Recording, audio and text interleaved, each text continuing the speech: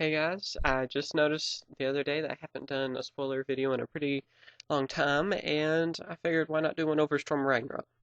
Now I know all the exclusives haven't been revealed that we will get to. We get like, not, is it like 20 extra cards or something for the TCG? Or 10, or it's something around in there. But anyway, they're not all released yet of what we're gonna get.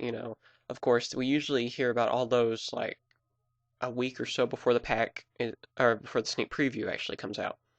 So whenever I hear more on those, I'll have a separate video for those as well. But yeah, let's talk about what we're going to be getting in this set. This is the third set in the seventh series of Yugioh. It will introduce the new Izaur. Yeah, I think that's how it's pronounced. Izaur, Nordic, Legendary Six Samurai, and Symphonic Warriors. It also will have further support for Scraps, Karakuri, Blackwing, Six Samurai, Mist Valley, Elemental Hero, Harpy, Watt, Valoron, and Spirit Monsters. And of course, Odin, which is one of the polar gods, will be on the front. A lot of you already know that, though, and it will, of course, be a ghost rare and stuff like that. All that stuff. I'm guessing that the exclusive cards will be Elemental Heroes and Harpy monsters because I don't believe there are any in the Japanese set. That's what I'm thinking. I mean, correct me if I'm wrong, but I believe they will be the new ones. So it seems like it's going to be another archetype to get some new cards added to it, which is kind of neat. It looks like that's becoming a trend in Yu-Gi-Oh! Lately, and hopefully, I'm hoping to see some more Gladiator Beasts because it's one of my favorite archetypes. Maybe some more Morphtronics too. I used to like using those. But yeah, let's see. Let's just kind of go through the list. Of course, I will select a few cards to go over after this and just kind of look through them. Another Resonator monster. I don't know why they're trying to do a whole archetype thing around him. Black Wings. The reason I don't think I'm going over any of them is because they're kind of disappointing. New Nordic monsters. I think you have to use them to bring out the Polar Gods, if I'm not mistaken on that. New Six Samurais, Legendary Six Samurais. Everyone's making a big deal out of them. I wonder if they're going to be overhyped or not. I don't know. I really like the artwork, though. And I hope not all of them are too hard to find because I like the art. New Scraps, new Karakuris, new Watts, of course. I will look at this guy later. I'm not 100% sure what he does, but I have it pulled up where I'll talk about him. I didn't know maybe if he helps frogs or what. I guess that's our new spirit. Of course, have your synchro monsters, the three polar gods, of course. Six Samurai 1, Karakuri, Scrap, and Watt 1. The only disappointing thing, or I think is disappointing, is that none of these are really generic synchros. So, they're only made for specific archetypes. Yeah, and some new support cards.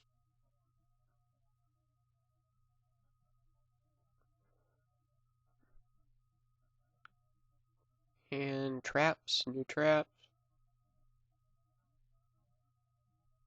And of course, the ultimate cards and stuff like that. I'm I'm pretty sure that the Polar Gods will be an ultimate. I'm not 100% sure if they use the same ultimates that the Japanese gets. So yeah. Alright, now for this one. Mego Shelion, I believe that's how it's pronounced.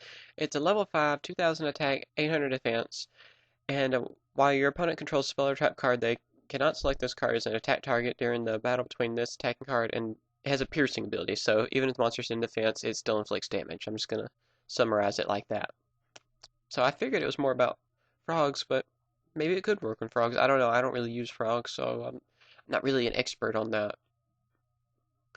Right, let's get over to this. Stardust Phantom. Get rid of these real quick. There, I'm using my web browser just because it's a lot easier than copying all to a Microsoft Word document. But Stardust Phantom, here's what I want to talk about because I just think it's kind of interesting.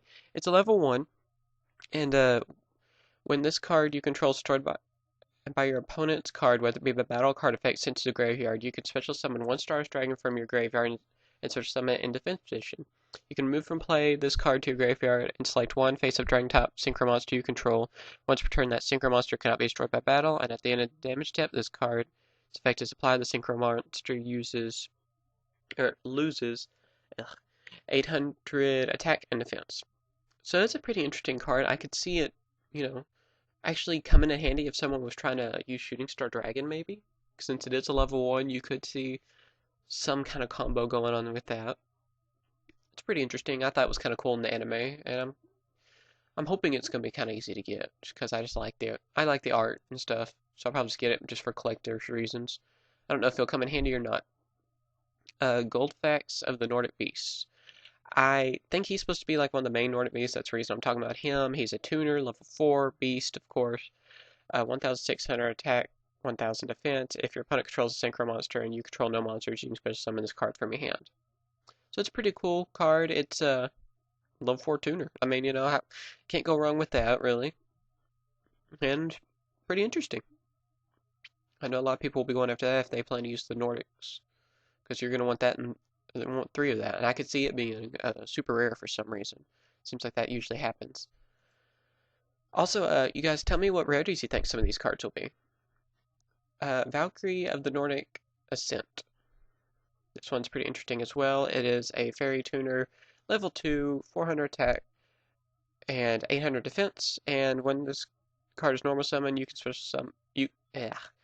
If your opponent controls a monster and you control no other cards, you can remove from play 2 Nordic monsters from your hand to special summon 2 tokens that they'll be Warrior Earth, level 4, 1,000 attack, 1,000 defense, and face-up defense position.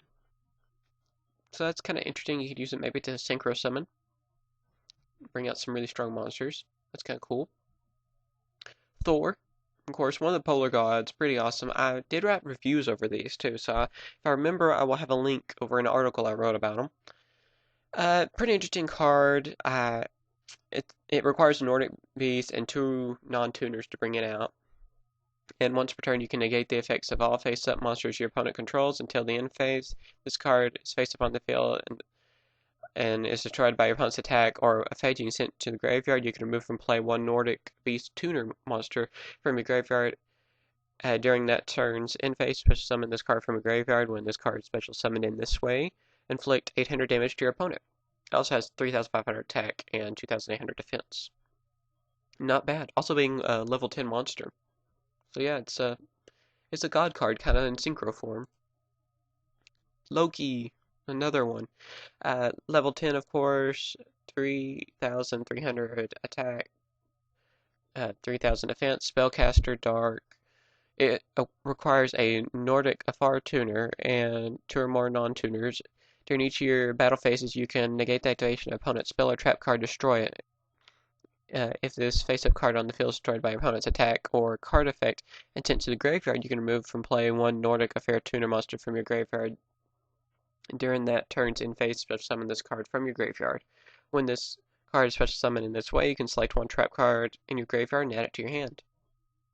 Not bad. I kind of like this card more than Thor. I think of it as kind of the more. I think Odin's actually the best one, but Loki is kind of in the middle. Let's go to Moodit now. Level 10, 4,000 attack, 3,500 defense, light, and a fairy. It requires a Nordic Ascent tuner and 2 or more non-tuners. Once per turn, you can activate this card's effect during your main phase. If you do, this card is unaffected by the effects of spell and trap cards till the end phase. If this face-up card on the field is destroyed by your opponent's attack, or card effect and sent to the graveyard, you can remove from play 1 Nordic Ascent tuner monster from your graveyard. During that turn's end phase, special summon this card from your graveyard. When this card is special summoned in this way, you draw 1 card. God, that's a long effect to read off. But yeah, this one's really interesting. I kind of like it the best out of all of them. I wonder if people are actually going to try to use these Polar God cards. So please let me know what you guys think about them in the comments. And we still have more cards to go over. Hopefully this video isn't too long. Legendary 6 Samurai Shien. It is the only synchro monster for the 6 Samurais now. Level 5, 2,500, 1,400 defense.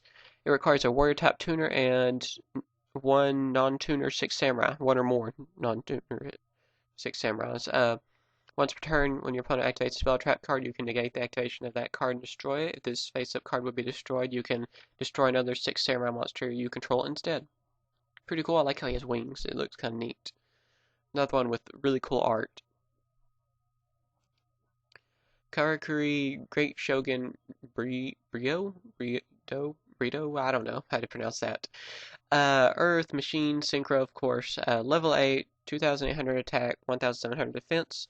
It requires a tuner and one or more non-tuner machine type monsters. This card is Synchro Summon. You can special summon one Karakuri monster from your deck. Once per turn, when battle position of a phase-up Karakuri monster you control is changed, draw one card. I can see a lot of people want to use this because Karakuris, if I'm not mistaken, they change battle positions a lot. So yeah, it's a pretty cool card. What? Cumaru? I don't know. A lot of these cards are really hard to pronounce. Level 7, 1,500 attack, 1,500 defense, which is really weird looking on this kind of card. It requires a Watt tuner and one or more non-tuners that are Thunder type monsters. This card can attack your opponent directly. When this card inflicts bad damage to your opponent by direct attack, select and remove and play one card from your deck during your second standby phase after the effect's activation. Add the remove card to your hand. So it kind of reminds me of like a gold sarcophagus kind of card. It's pretty interesting. You know, I would have rather it have a better attack, but I don't know. Of course, I don't really use Watts, so I don't really understand enough about them to really judge this card too much. But it's still pretty interesting. I like the way it's, you know, just different. Asceticism of the Sixth Samurai. I'm going to talk about, I think, like one magic card and two traps. I still call magic cards all other spells. I don't know why. Uh, let's see. This effect is select one face of Sixth Samurai monster you control, special summon the Sixth Samurai monster with a different name and equal attack from your deck. During this turn, this turn's end phase, destroy the selected monster. So this helps you bring out another Sixth Samurai really easily. It is a quick play, which is very nice, and you could use that monster in maybe like a synchro summon or uh, so it won't get destroyed. You know how Six Samurais can usually protect each other by destroying one. You know, you protect the other, stuff like that. So I could see this comboing a lot. I could see this also being, let's see, what is it in Japan? It is a rare. I could see it being a super or ultra very easily. So please tell me what you think on the rarity of this card. Rampage Fight. I just thought it was kind of an interesting card. Its ability is that attack position token monsters gain 1,000 attack and cannot be destroyed by battle. Just kind of an interesting card. Maybe someone will come up with something cool with it, using some mean scapegoats. And last one, Black Boost. It's a Blackwing card, of course. You can move and play two face-up Blackwing tuner monsters you control to draw two cards. I don't know, I just thought it was kind of an interesting card. I don't really like it, but I just felt like I should talk about some kind of Blackwing card, you know, since there are a few out. Been really disappointing lately, though, with the Blackwings we've been receiving. I think we need a few new synchros. And maybe, you know, something really interesting. I don't know. But yeah, what do you guys think about the new set? Do you think it will be one of the best sets or one of the worst sets? What cards are you looking forward to get out of it? I'm looking, let's see, what am I going to try to get out of it? The Legendary Six Samurais, of course, who isn't trying to go after those, really? Uh, and like Stardust Phantom, I think was one of them I wanted to go for. And of course, it depends on what we're going to get as exclusives. If we get some really cool exclusive, I got to those. Really, there's not as much here as I liked in a Star Strike. I like Star Strike a lot better, but hopefully I'll change my mind later on that. So like I said, please tell me what you think. Also, just kind of a extra little question for you guys. I'm planning on making a special video of like the top 10 best Yu-Gi-Oh cards that have been made, and if you think of a card that's really great, put it in the comments, please, and I will think about it being in the top 10. Alright, and I'll have a video over that too very soon. Okay, and yeah, that's everything. Please subscribe for the latest news and spoilers. Bye, YouTube.